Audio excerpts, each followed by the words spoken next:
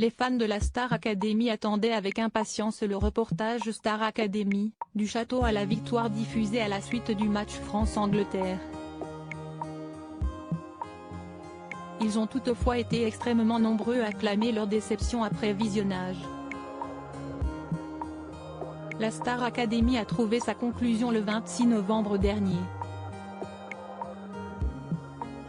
Robbie Williams, le parrain de cette nouvelle édition, a révélé qu'Inola ou Anisha avait remporté le trophée. C'est la jeune femme, originaire de Madagascar, qui a remporté la victoire avec 53% des votes. Difficile pour ceux qui ont suivi presque 24 heures sur 24 les stars en devenir de soudainement couper les liens. Alors ils se raccrochent aux réseaux sociaux. Les fans de Léa et Tiana continuent de rire des bêtises des deux complices et à pouffer devant les provocations de celle qu'ils surnomment désormais Léoncé. Enola, ce samedi 10 décembre, fait un joli cadeau aux internautes, leur offrant de nombreux clichés inédits pris grâce à son appareil argentique pendant l'aventure.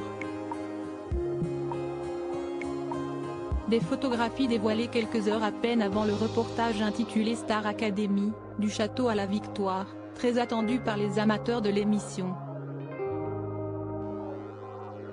On m'a vendu du rêve pour rien de quoi les ravir? Eh bien non. Ils ont été nombreux à clamer leur déception sur les réseaux, après la diffusion du documentaire, comme ils avaient été nombreux à se déclarer déçus après la sortie le 29 novembre dernier, de LP réunis pour Noël.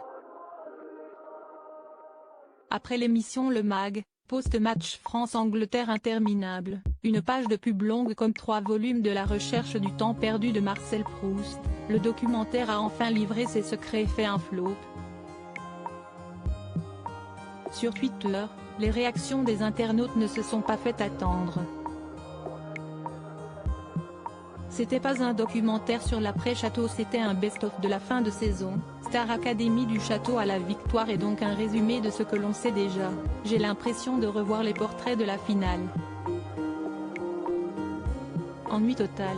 C'est énorme, oui, pour un truc aussi bâclé. Je viens de voir le documentaire en replay. Je suis très déçu. On a beaucoup revu des images déjà vues. Et quasiment rien de nouveau. Ça n'a pas servi à grand chose quoi, je pensais que leur reportage serait un peu plus consistant, je suis resté sur ma faim. Au final on découvre très peu la presse harassée, pourtant ils ont tous vécu un tourbillon médiatique. Et on n'en sait toujours pas plus sur le futur album d'Anisha, pouvait-on notamment lire. Attention à ne pas trop tirer sur la corde.